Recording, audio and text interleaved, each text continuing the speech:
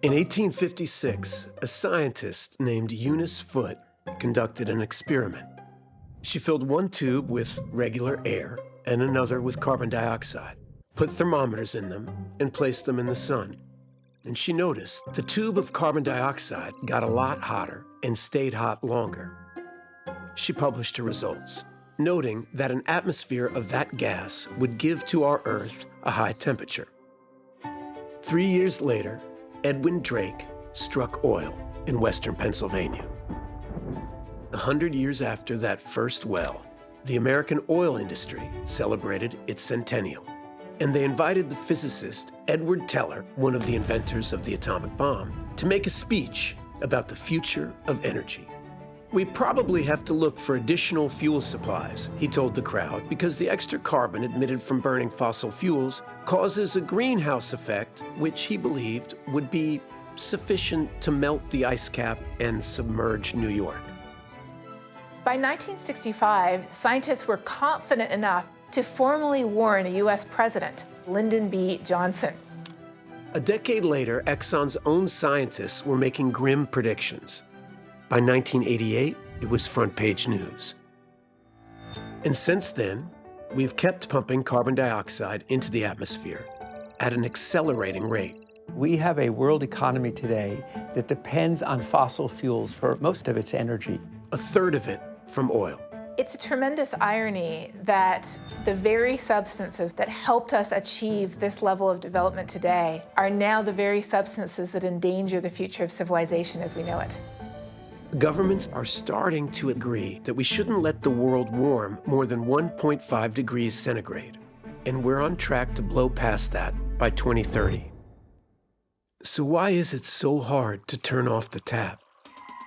And can we do it in time? Industrial nations have developed a great dependency on oil. It has added a new freedom to our lives. The invaluable stocks of oil in these exotic islands. Their wealth is cracking the old life of Arabia wide open. Nigerian government love the oil more than our lives. Increasing amounts of carbon dioxide surround us. If man continues to abuse his environment, Earth too may become barren.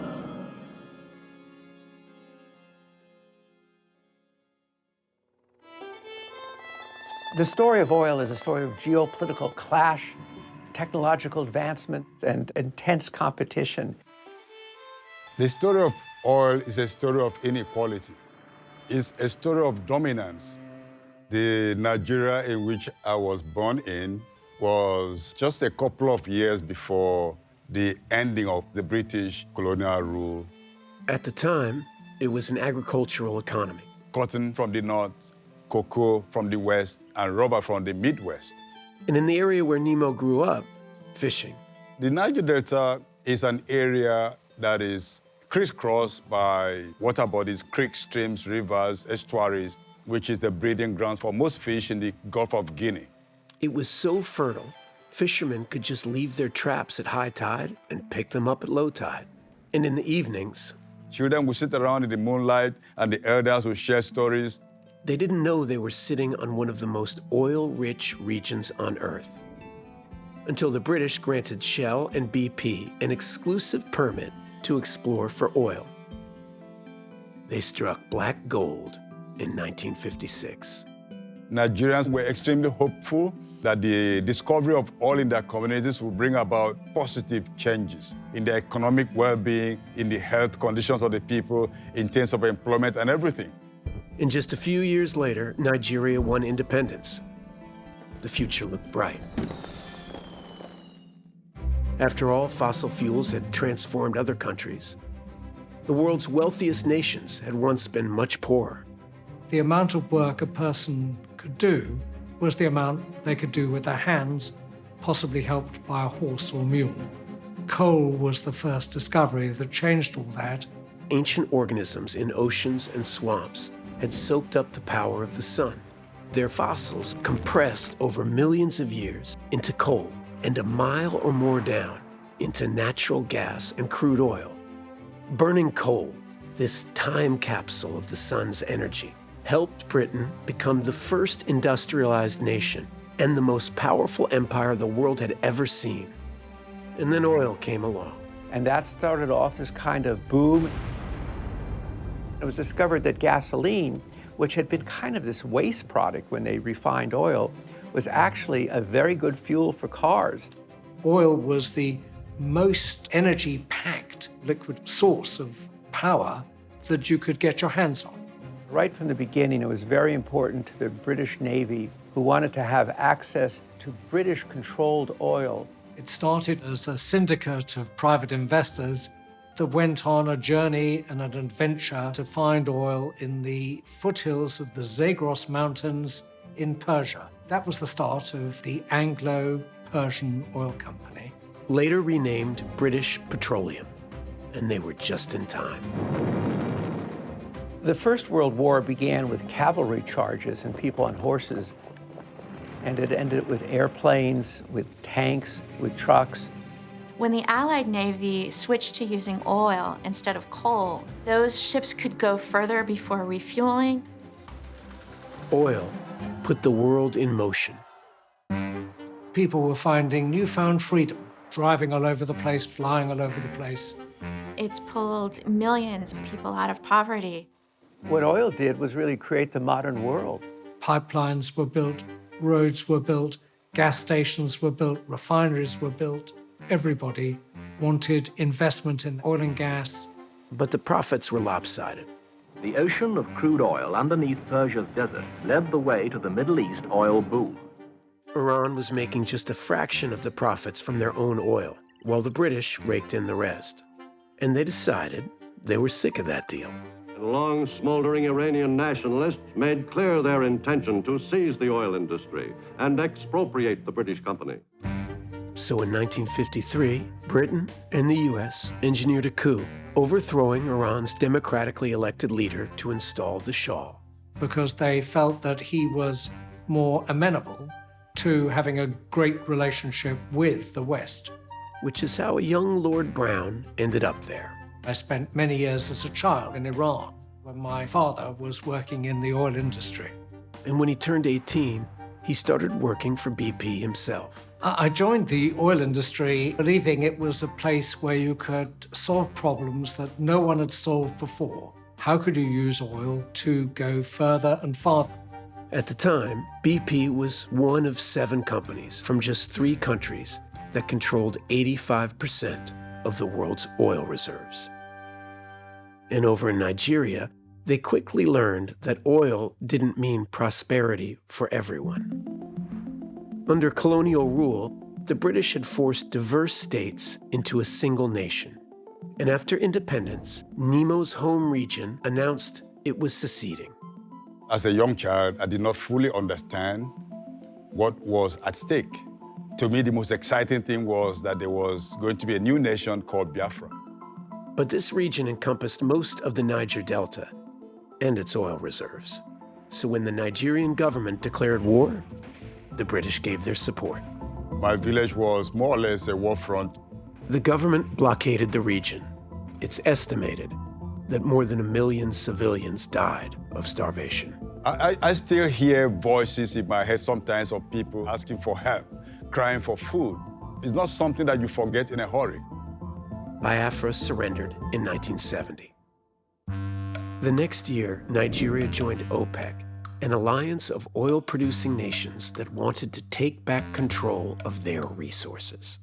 And in the 70s, they wielded their power, raising oil prices, with some countries boycotting the US for their military support of Israel. Suddenly turned into a crisis and a shock to the political order. Gasoline stations ran dry. Airlines cut back flight schedules. Factories were forced to close. And in 1979, when the Iranians overthrew the Shah and took back control of their oil, prices went through the roof again. And while that was bad for oil consumers, it's ridiculous, you just don't know where it's going to stop. It was great for oil producers. Nigeria became one of the wealthiest countries in Africa. But after that 70s boom, oil prices crashed, and so did Nigeria's economy. The idea of the resource curse is that countries don't necessarily do better just because they have an abundance of natural resources. It can throw off the currency valuation, make other industries less competitive, and cause economic turmoil and corruption. The problem is not the resource. The problem is how the resource is exploited. It's one thing for a country to get oil revenues. It's another thing is who gets the money and where does it go? A large chunk of that has been taken up by transnational corporations. And the money that stays goes to the Nigerian National Petroleum Corporation, which is owned by the government and is also in charge of regulating the country's oil industry. So when you have an operator who is also a regulator. And since independence, billions have disappeared. That level of corruption, it corrupts not just people economically, it corrupts the political system. And there were other costs.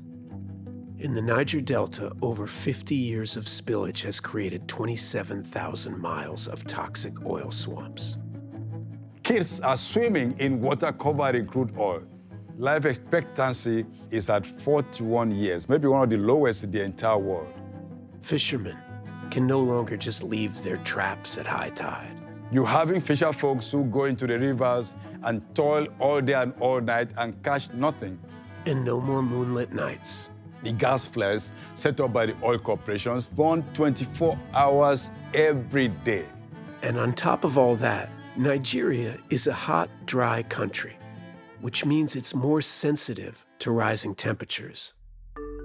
And as of 2020, the global average temperature has increased by more than 1 degree centigrade.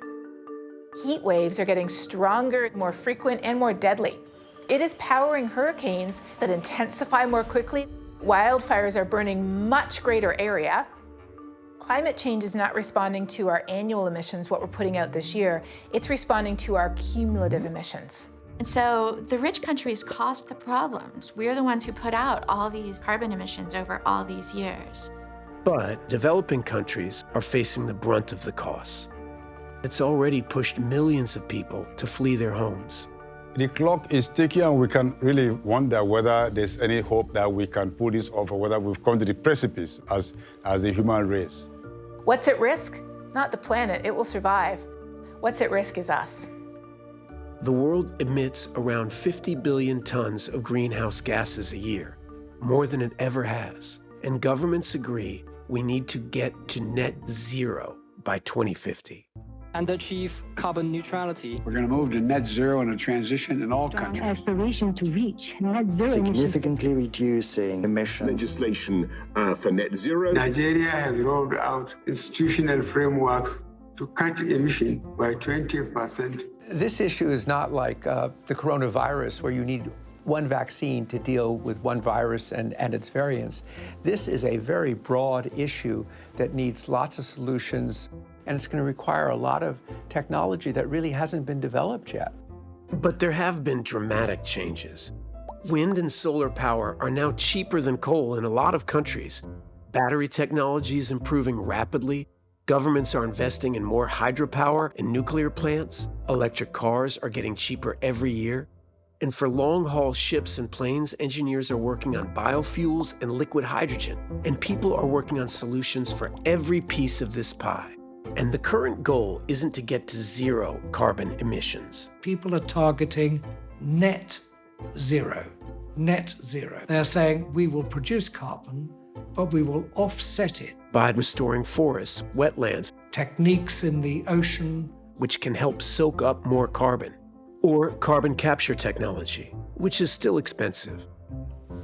And that's an issue with a lot of these solutions.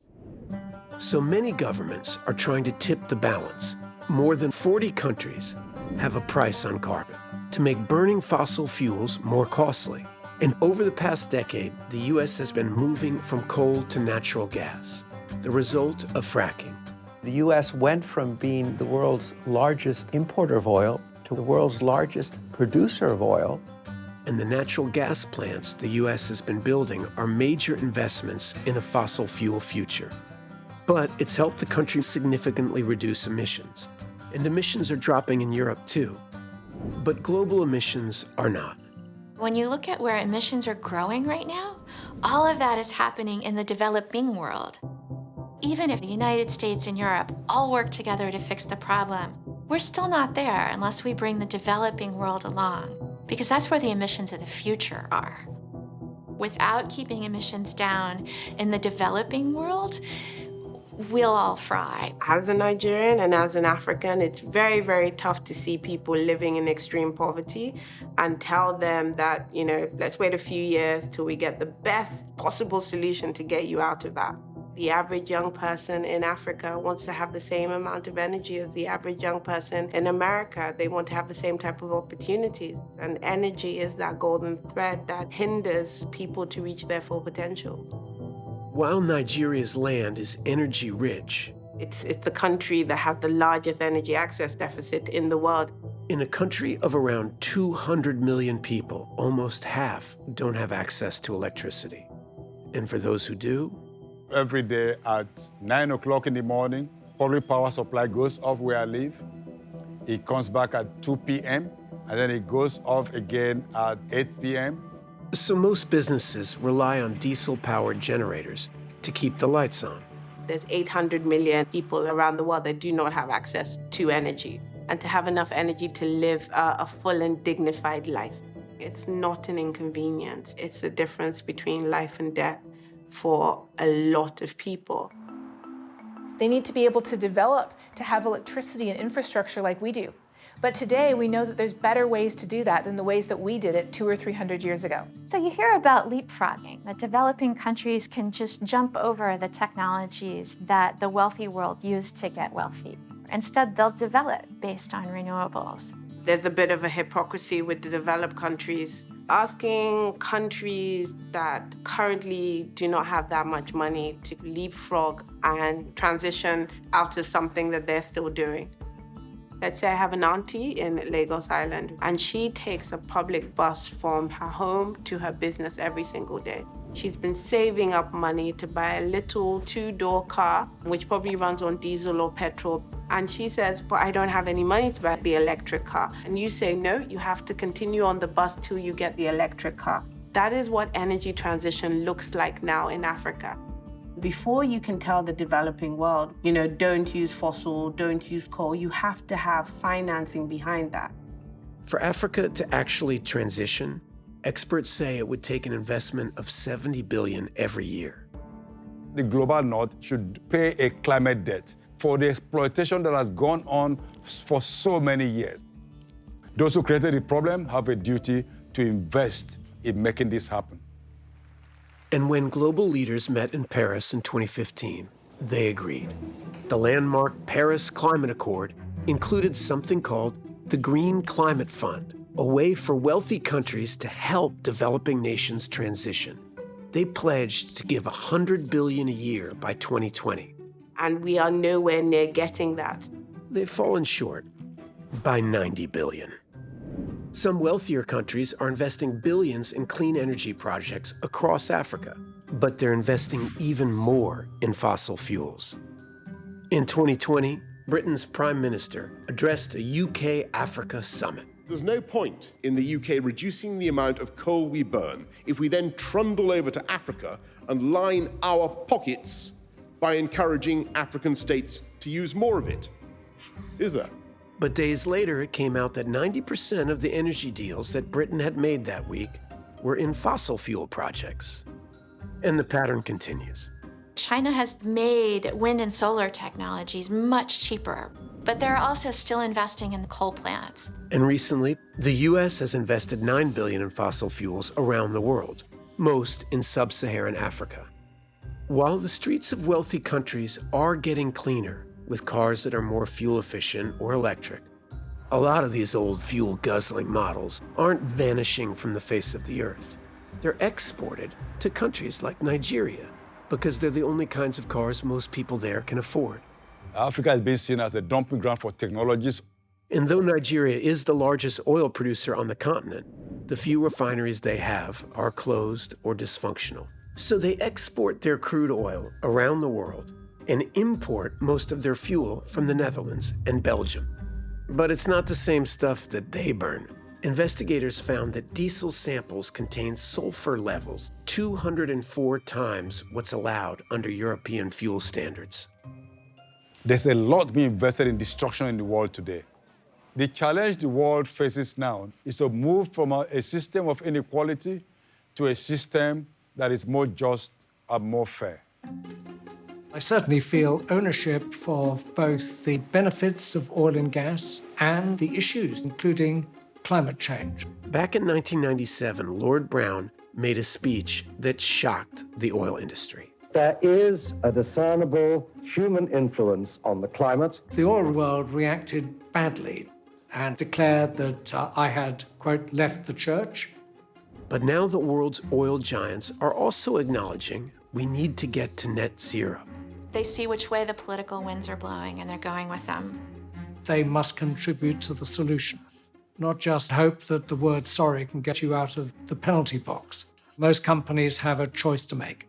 But overall, these oil companies have chosen oil. Renewables make up less than 1% of their investments. One report estimates that in 2030, most of the world's oil giants will actually be producing more oil than they do today. And while private companies once ruled the oil world, government-owned ones now produce half the world's oil and gas, and many of their economies are largely dependent on them. Countries that are very economically dependent on oil face a real challenge. Their production tends to be cheaper than anybody else's, so they'll probably be the last people, as it were, to turn out the lights on this industry. The $88 trillion world economy has been based on an energy system in which oil has a preeminent role. Other energy transitions took centuries. This is meant to happen in 30 years. I expect oil will be around for quite a long time, but it will be used by people who have no option but to use oil. Rich countries who are historically responsible for the greatest proportion of carbon emissions, they have the greatest responsibility to act first and most. So there's this issue of fairness, and in a sense, everyone is right here, but it doesn't really matter. We all need to work on this together, whether or not it's fair in any sense. Developing countries are saying, yes, we want to be part of this, we want to transition, but we really need the help. We cannot achieve our climate goals if we don't achieve universal access for everybody. The story of energy, climate change, and development have to be one of the same. 30 years from now, the world will look different. How much it will change and how different it will look, that's still very hard to see. Sometimes it's difficult to dream about the future and the way to get there, but a new system is possible. And that is where my hope is.